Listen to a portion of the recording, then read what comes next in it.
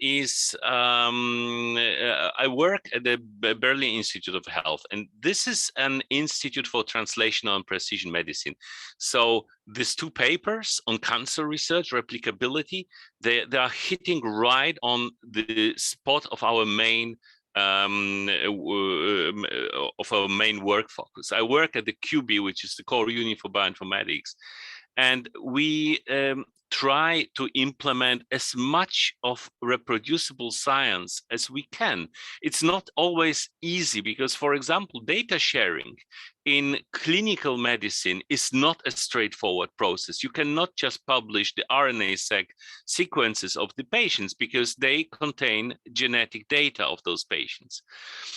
So we are developing reproducible pipelines. We are developing storage systems for ensuring in-house privacy safe warehouses for future use and for reproducible research. We are part of the Charité, which is one of the largest university hospitals in Europe. And so we have a lot of those clinical collaboration. My main focus is on so-called functional genomics, which is mainly trying to bridge the gap between high throughput methods like RNA-seq and actual understanding the biology, what's going on there. So yeah, this is a figure from the papers that Paco already mentioned, which are really worrisome because they show that in preclinical research, because those were all preclinical papers, meaning mouse models and in vitro studies, you have very low reproducibility, especially in the mouse models, which are really widely spread, and they are always meant as a first step to clinical research. This is another very, very worrisome graphic. It's already a few years old, but I bet it hasn't changed really. The story was as follows. Those are experiments showing how particular drugs worked in mice before they went into clinical trials, drugs against ALS. The green bars, they show the effect or the survival effect on the mice in the original study. The problem was none of the drugs worked in clinical trials. And the ALS Society decided to replicate not the clinical trials, but the mouse studies. And not a single of them, although they were replicated exactly as the initial studies, was showing an effect. So none of these results were replicable. And think about that. That drugs went into clinical trial, and it's a zero-sum game, because if this trial happens, then another trial did not happen, because the amount of money is limited. So that means this experiments cost human lives. You probably all heard about this paper, why most published research findings are false. And I will come back to one of the arguments around that a bit later. I just wanted to have this because I always mention at least this paper. But one of the main reasons for the reproducibility revolution, I really love that, by the way, Paco, this term. I will be using it from there on. Reproducibility revolution is a much more positive sounding and much more hitting really in the core of the things. So one of the reasons for the reproducibility revolution is misunderstanding, misusing of statistics.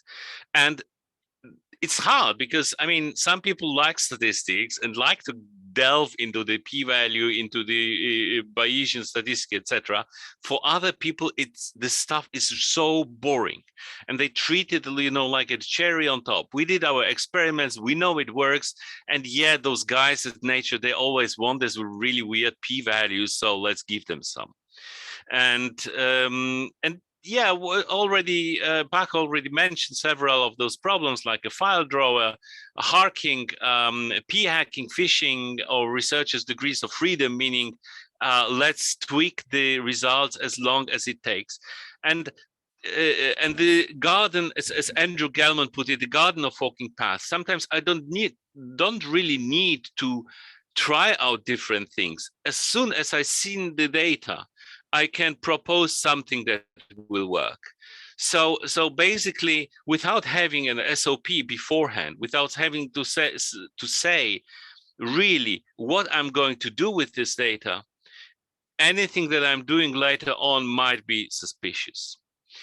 And one of the central points is misunderstanding and also too much weight attached to the p-values themselves, both by the journals and by the researchers.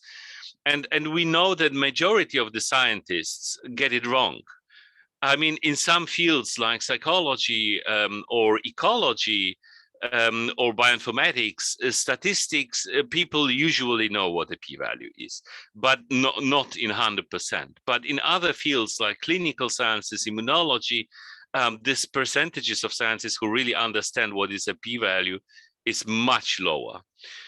P-values are also much less informative than we tend to think. They should never be used as a the only metrics that we say, well, p-value is 0.049, that means my results are true and here is the paper. And what follows is that statistical significance is not the same as biological significance. Statistical significance is part of the evidence that I'm laying out to show that my hypothesis was not falsified, that I think that my hypothesis is the reality. And let me now focus on one particular problem in statistics, because in my field, I think we have found a very nice example how not understanding the statistics can lead to really bad problems. So this title of the paper by Andrew Gellman and Hal Stern summarizes neatly. The difference between significant and not significant is not itself statistically significant, meaning that if in one comparison you have a significant p-value and in the other comparison you don't have a significant p-value, you cannot juxtapose those two results together and say, here we have something, but here we don't. And this is a typical example from a famous paper from 10 years ago by Nieuwenhuis et al., who looked at particular type of erroneous analysis in neuroscience. Basically, you have two groups, like virally transduced mice and control mice. And then you observe that there is a significant p-value, a significant effect in the virally transduced mice, but not in the control mice. Your conclusion is then, yeah, this viral induction that changed really something in the mice. But that's not true. You cannot say that because you don't know. Because in order to test that, you would have to test for interaction, which is not done here and in many other papers. Because that's the problem. Here you have some evidence to reject your H0 null hypothesis. But here you simply lack the evidence. You don't have any evidence of absence. You have absence of evidence. And that's not the same thing. This is not anything that you can build on. So actually, if you look at those differences, so difference of differences is what you can call the interaction, meaning you have the difference in virally transduced mice and difference in control mice, and you ask whether those two differences are different, and they are not. And when they looked, when the authors looked and they went through hundreds of papers, and they found that roughly half of the researchers who could make this error, they did it. And now I'm going to put a twist on that in the context of our high throughput analysis of transcriptomics. And imagine the following story. You have two groups of patients, G1 and G2. Each group contains 40 individuals. They are all nicely stratified. Those are good groups, comparable groups. And in both of those groups, there are people who are healthy and people who are sick and infected with SARS-CoV-2. So you're comparing patients to healthy people in both of those groups.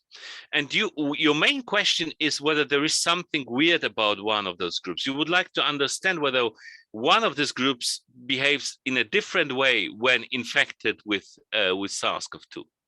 So what you do, and I would put it like that, what many people do in the field is the following. We draw a Venn diagram, and we see, for example, 278 genes that were significantly upregulated only in group 2. As you can see, this is your typical high throughput analysis where we have something like 20,000 statistical tests per comparison, which makes it all even more complicated.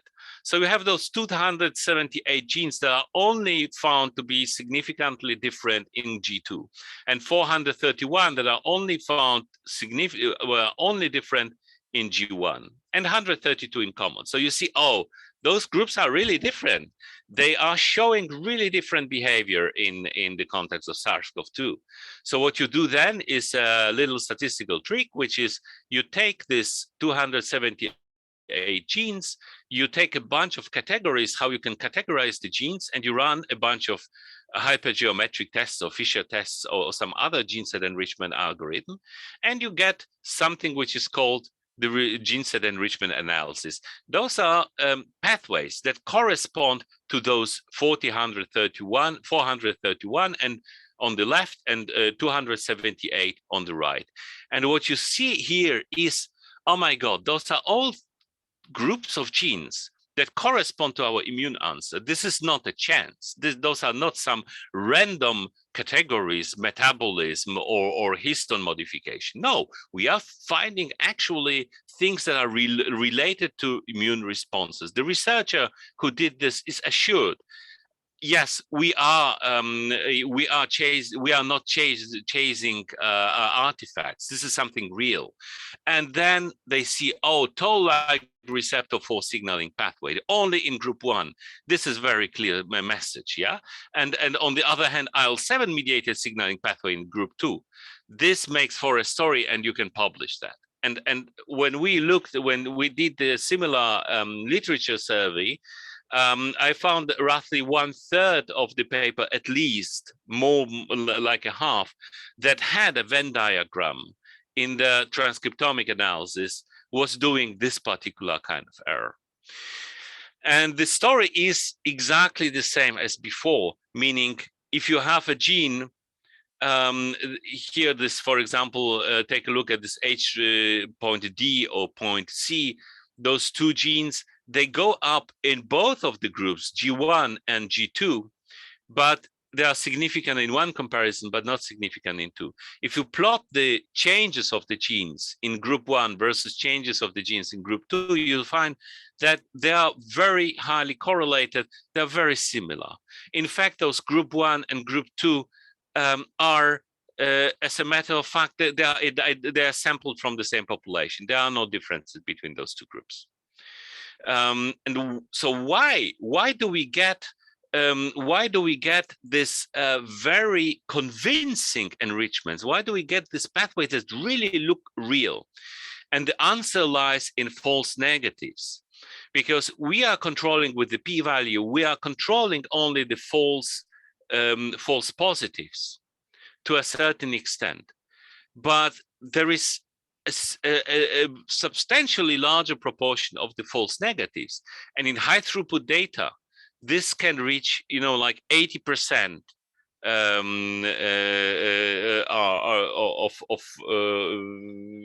the proportion of false positives, false negatives is 80%, meaning that the majority of the genes which really change between one condition, which really change between patients and healthy individuals, they do not show a significant difference, even though they are really changing. And those are the genes that pop up here in G1 and G2. Meaning what we see here are the things that are false negatives in group 2, but they are also changing in group 2. And that means that, and since they are changing in reaction to SARS-CoV-2, clearly they are related to immune response to the virus. So those are not chance terms. Those are artifacts because we associate with them a role, a difference between the groups, which is not given.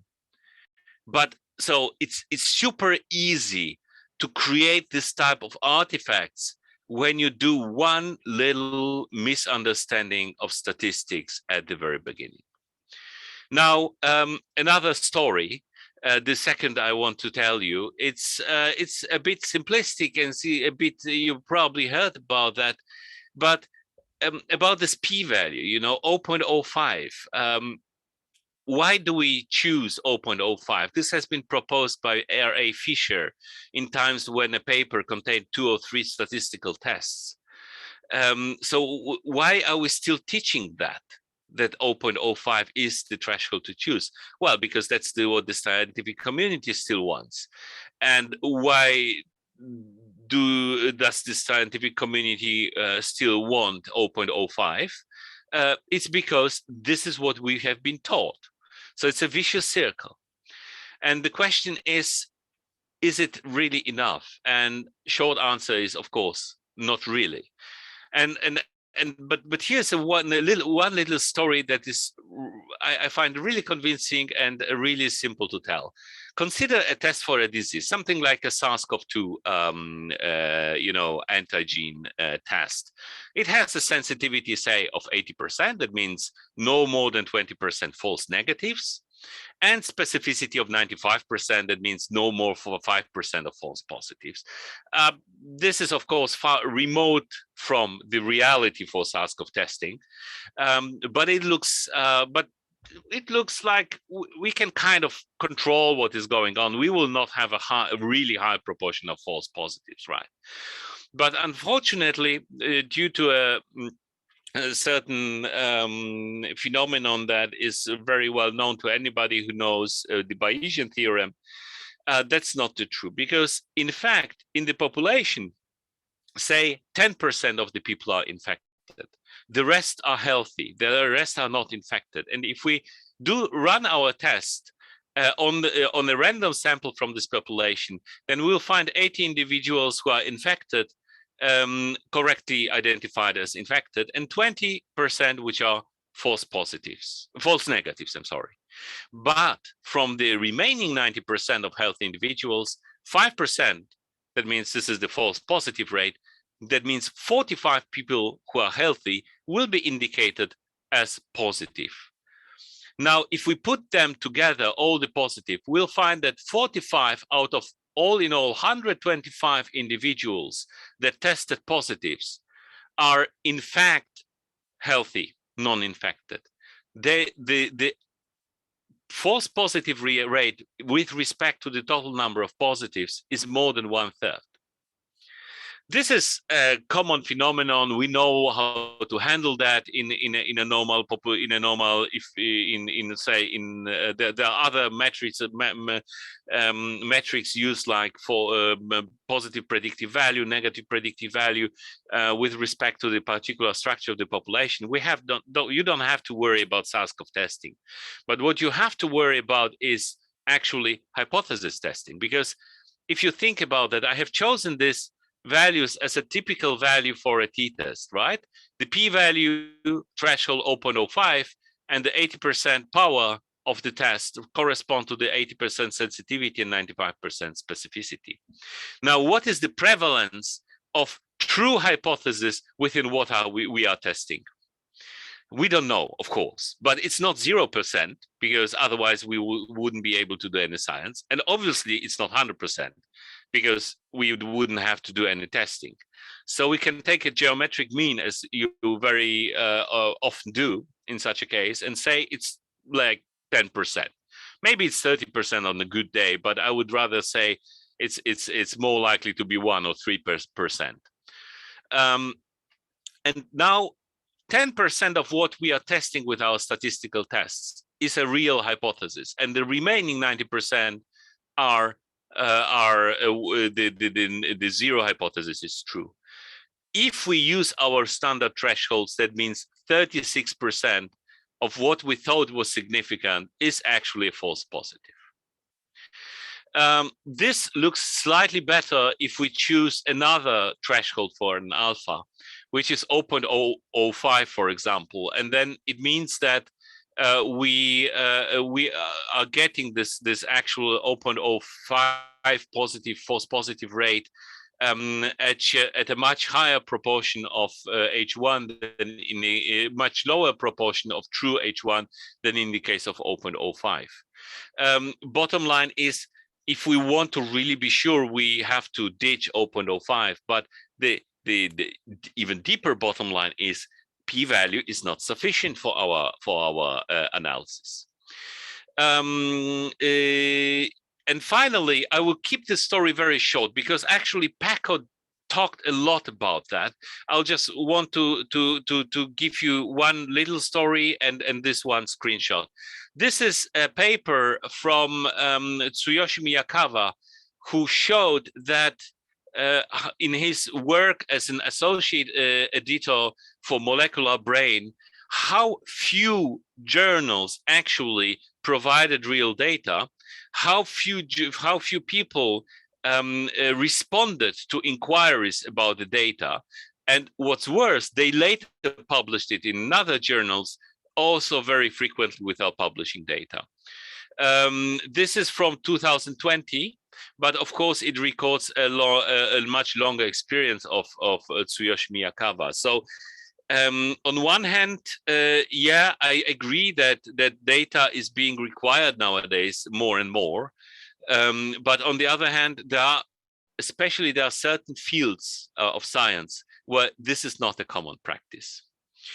And I want to stress what Paco already said, is that one of the main issues is lack of proper documentation, lack of methods. I mean, publishing the methods, making reproducible experiments goes back to the 17th century, to Robert Boyle. And so if you put something like that in your paper, you really cannot reproduce what has been done. And I have a nice, well, this is a quote from this new eLife Reproducibility in Cancer Biology paper that Paco was already citing, that none of the 993 experiments were described in sufficient detail in the original paper to enable us to design protocols to repeat the experiments. So it's not even statistics, it's also the actual methods how to do the experiment with a pipette in hand. But I wanted to show you two papers that I really love to quote. The first paper was published almost 10 years ago. Genomic responses in mouse models poorly mimic human inflammatory diseases. The claim of the authors was that mouse models are very poor when it comes to predict what is happening in human, at least when you look at the transcriptome. And there was not an issue of availability of the data. The data was all there for that paper. They did some experiments, some of the data was freely available. And they looked at the correlations, for example, between, so those three here are human, those three here are mouse. There were no correlations. Now, almost a year later, another paper appeared with the same title. Genomic responses in mouse models greatly mimic human inflammatory diseases. So they only exchanged one word. And their claim was that actually you can find a lot of similarities in the mouse responses to the human responses they are supposed to model. That is not even the funnest thing. The funnest thing is that they use the same data. So there were two papers claiming two opposite things based on the same data. And now is the best part. Yeah, this is a similar picture from the second paper showing actual that there are actual correlations that are not bad here for mouse and human genes. Now, I will skip that, not to make too much confusion, because in our field we use slightly different definitions of what is reproducibility and repeatability. But basically, the point is, as an evolutionary biologist, I immediately thought after seeing those two papers that the right word should be partly. because obviously there is some evolutionary distance between mice and men. Not everything will be conserved, but parts of the responses will be conserved. It's our job to figure out which ones are conserved. We have published a similar paper later on, but I'm not don't want to focus on that. But the point is, when my PhD student Teresa Domaszewska and me sat at that, we wanted to, as the first thing, we wanted to repeat the analysis of from those two papers, and it was not possible. We could not replicate any of those analyses because they were not described in sufficient detail. There was no code. There was at best there was guesswork. We tried to contact some of the authors. It didn't really work out well. So how can we hope for getting robust research, to use Paco's terminology, or generalizable research, if we cannot even reproduce the simplest things? So bottom lines, and I'm sorry I took so much time, but here I am at the end of the talk. It's really easy to fool yourself if you don't pay enough attention to statistics. We need a better understanding of statistics and computational methods. We need better documentation of statistical and computational methods. And we need to look beyond p-value of 0.05. And finally, we need more transparency and more open data. And with that in mind, I have put this whole presentation, including the calculations for